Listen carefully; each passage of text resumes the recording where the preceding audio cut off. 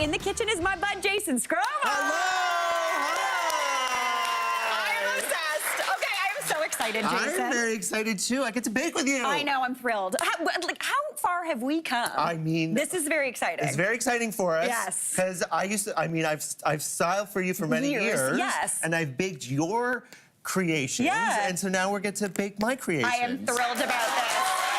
All right, so I'm super excited because today you are going to be baking with one of your favorite ingredients. Yeah, so we're baking with an unexpected ingredient, Classic especially Jason Skrobar. in baking. You don't really see this. And what I'm more of a savory person than a sweet person. Yeah. And so I thought, let's try and use something that kind of brings in that savory aspect into baking. So I thought, let's use miso, white miso.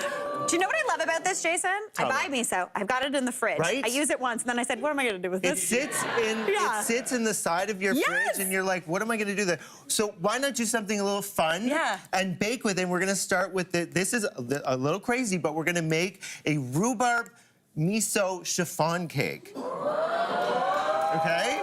Okay. Okay. I'm very excited about this. Ready? I love a chiffon cake. Right? Yes. Me too. Okay. Okay, so we're gonna start with, so what I did is I made a rhubarb compote. So making a compote, really easy, only 3 ingredients. We've got some cut up fresh rhubarb, some maple syrup, a little bit of sweetness. You could use honey as well, and some vanilla. Okay. And so it only takes a little bit of water. There's a lot of water already in rhubarb. So when you hit it with some heat and you let that go, it kind of, this is what happens. It turns almost into rhubarb sauce. Right. Like applesauce, but rhubarb. Exactly. Yeah. And so we're going to use this in the batter, but we're also using it later on, so stay tuned. Okay. We're going to start with the wet ingredients. So I already have 6 egg yolks in here. Okay. And we're going to add some sugar, some granulated sugar.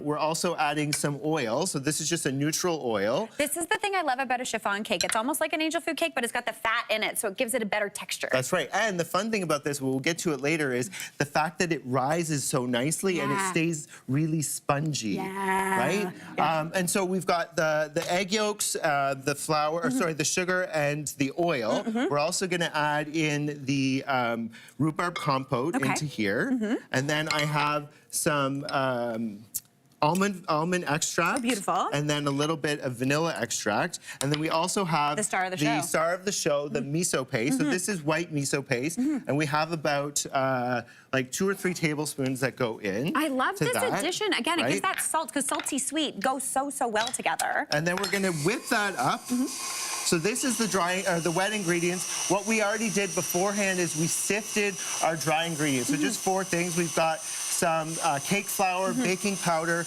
baking soda, and salt. Okay. So that's been sifted. Okay. And then that goes into your your wet ingredients. Okay, perfect. Okay, and we're gonna give that a really easy mix it up. Love. Okay. And then Jason Skrobar, I got a question for you. Ask me. We've got 6 egg yolks in there. What about those egg whites? I was hoping you were gonna ask me that.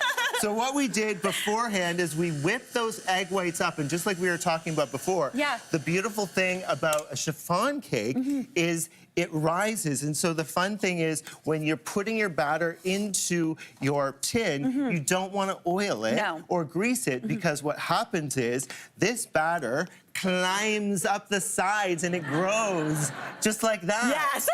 Right? And it becomes really spongy and beautiful, and it takes really well to. We're gonna do a rhubarb whipped cream, and whipped cream and chiffon cake.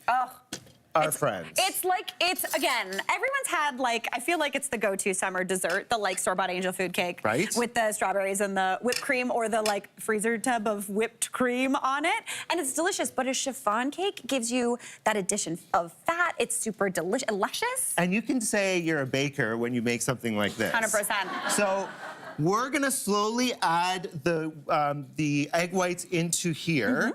We want to do a few incorporations so we don't lose that air that's been incorporated into the batter. Totally. And so we get that all mixed in. It's going to be nice and light and fluffy. That's right. The thing. This is also, you can also fold it if you want to be fancy. Exactly. Yeah, we'll add in another little dish. Yeah. Perfect. Perfect.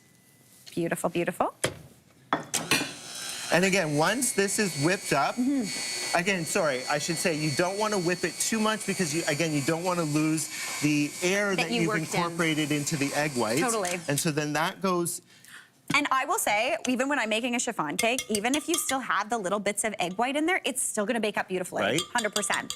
Yeah. And so then this will go into both of your pans. So you're just gonna eyeball it and divide it into two. See, this is my favorite. I love baking with you because you're like, I'm the same. Eyeball it. It's gonna be good. You go a little bit here, a little bit there, and then once it's all in, you're gonna bake this for about 28 to 30 minutes.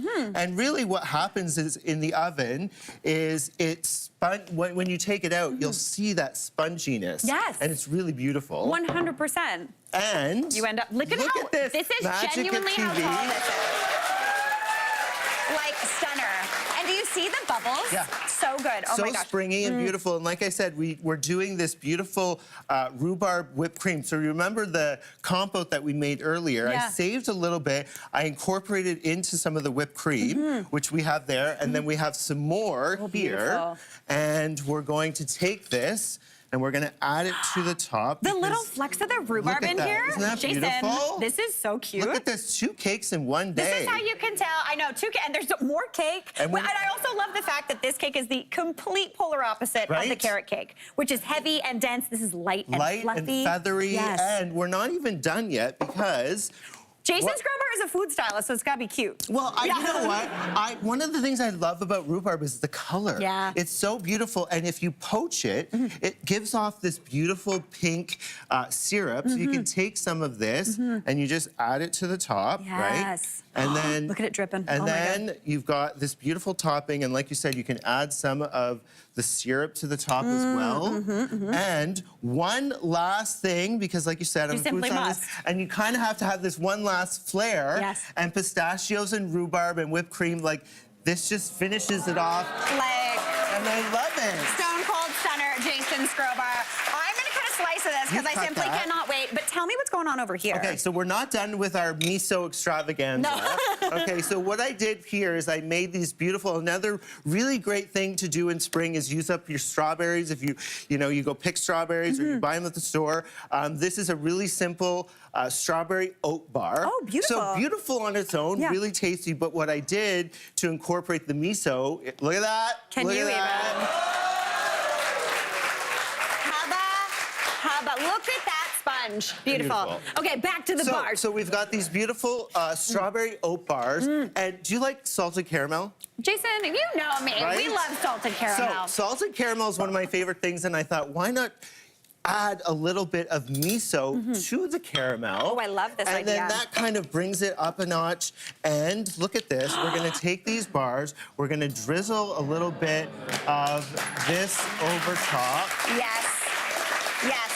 I'm very excited. And I mean, bring that to a friend's place, and the two of them, but we're still not done. No, we gotta do one more. Because we have one more before we go. We've got these beautiful brown butter miso cookies. But are these a sandwich cookie from the Sandwich King? I mean, yes, but of course. I wrote a sandwich cookbook, so I thought I'd bring as the last one a cookie sandwich. Okay. So, on its own, again, these beautiful brown butter miso cookies are great, but why not add a little bit of marshmallow, homemade marshmallow fluff to the bottom? We're just gonna pipe that. Yes. I'm gonna try and get mine to go. I'm really strong, Jason. You're stronger than me. Yeah, I'm really strong. There we go. Okay, let's sandwich this baby. Okay, we're doing one. Look at that. Look at this miso sandwich cookie. Jason Skrobar, cheers to you. Hey, Mary here. What did you think? Drop your comments below and don't forget to like and subscribe for more of the good stuff.